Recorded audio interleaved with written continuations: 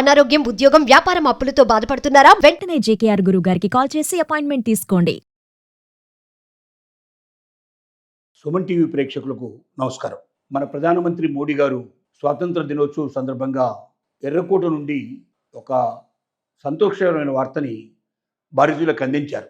అదేమిటంటే జిఎస్టీని తగ్గించబోతున్నాము, 4 స్లాబుల నుంచి 2 స్లాబులకు మార్చబోతున్నాము. నిత్య జీవితంలో ఉపయోగించుకునే అనేక వస్తువుల యొక్క రేట్లు గణనీయంగా తగ్గబోతున్నాయి.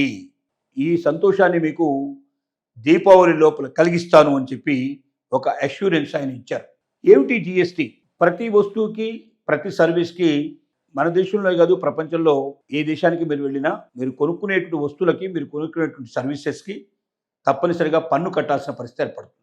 ఈ పన్ను విధానం లోపల మనకు ప్రస్తుతానికి జిఎస్టీ లోపల 4 స్లాబ్లు ఉన్నాయి. ఒకటి 5%, ఒకటి 12%, ఒకటి 18%, ఒకటి 28%.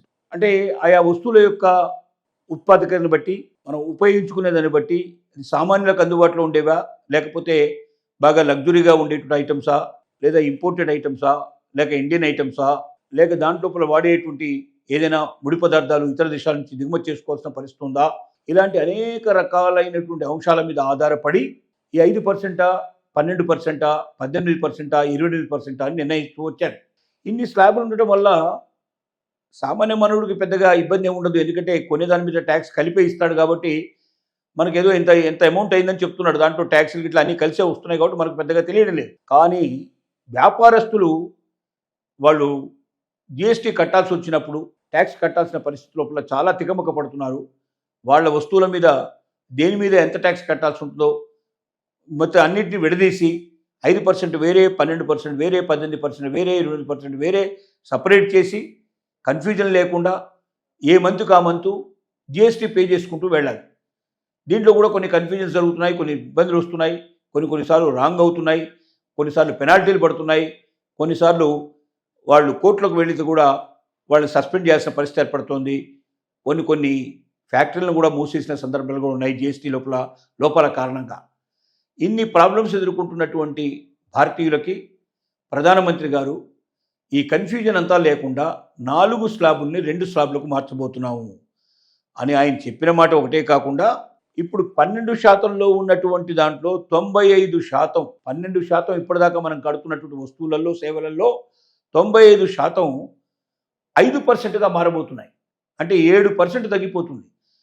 100 రూపాయలకు 7 రూపాయలు, 1000 రూపాయలకు 70 రూపాయలు. ఒకవేళ ఆ వస్తువు 10,000 రూపాయల వస్తువు అయితే సుమారుగా 700 రూపాయలు తగ్గుతున్నట్టు, చాలా పెద్ద మొత్తంలో తగ్గినట్టు లెక్క ఇది.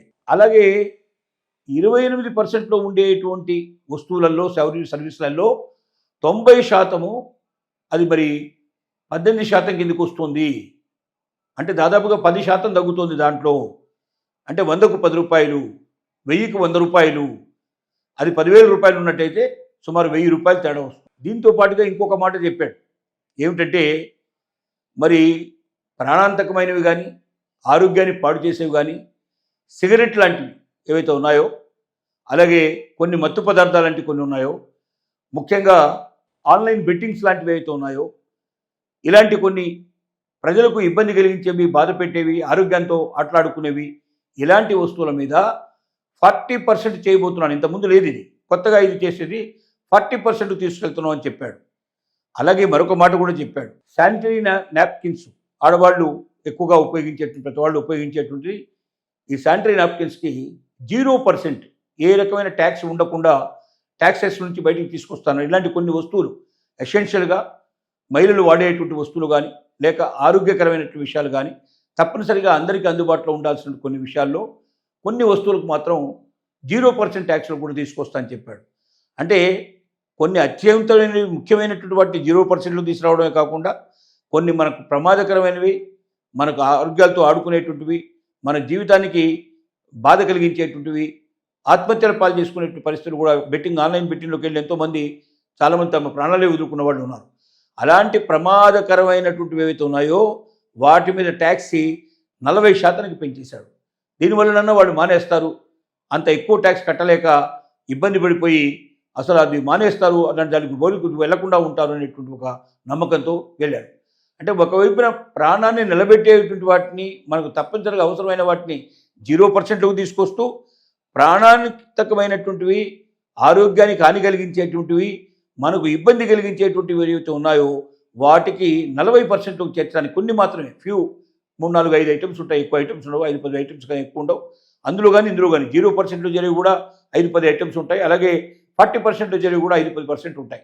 అంటే ఒక సహేతుకమైన విధానం. జిఎస్టీని 4 రకాలుగా ఇంతకుముందు 4 స్లాబ్ల కింద చెల్లించి కన్ఫ్యూజ్ అవుతున్నటువంటి వ్యాపారస్తులకి ఇది మంచి శుభవార్త. 2 స్లాబ్లలోని చేర్చడం వల్ల కన్ఫ్యూజన్ చాలా తక్కువగా ఉంటుంది. చాలా సులభంగా లెక్కించడానికి వీలు పడుతుంది, సులభంగా డిస్ట్రిబ్యూట్ చేయడానికి వీలు పడుతుంది, సులభంగా ప్రజలకు చేర్చడానికి వీలు పడుతుంది. కాబట్టి ఇలాంటి అనేక రకాల ప్రయోజనాలు కూడినటువంటి జిఎస్టీని అమలు చేయడానికి భారత ప్రభుత్వం ముందుకు వస్తోంది. ఇది చాలామంది మేధావులు ఏమంటున్నారంటే, ఈ 2 స్లాబ్లు పోయి ఒకటే స్లాబ్ కిందకి రావాలి, అప్పుడు ఇంకా బాగా ఉంటుంది అంటున్నారు. కానీ ఇది చాలా కష్టంతో కూడుకున్న పని. ఎందుకంటే మరి 5%లోనే మొత్తం చేరిస్తేనేమో ప్రభుత్వానికి విపరీతమైన నష్టం వస్తుంది. ప్రభుత్వానికి పన్నులు రాకపోయినట్టయితే ప్రజలకు మేలు చేయడానికి అవకాశం ఉండదు. రోడ్లు వేయడానికి కానీ, డ్రైనేజీలు చూడడానికి కానీ, మనకు అలాగే రవాణా వస్తువులు ఏర్పాటు చేయడం కానీ, లేకపోతే మనకు కావాల్సినటువంటి అనేక సౌకర్యాలు, మనకు రోడ్లు, డ్రైనేజు, వాటర్ ఇట్లాంటివన్నీ కూడా ప్రొవైడ్ చేయడానికి కానీ, ఇంకా అనేక రకాల జీవితంలో మనం ఎదుర్కొంటున్నటువంటి సమస్యలన్నిటికీ పరిష్కారం చూపించడానికి కానీ ప్రభుత్వానికి అవకాశం ఉండదు.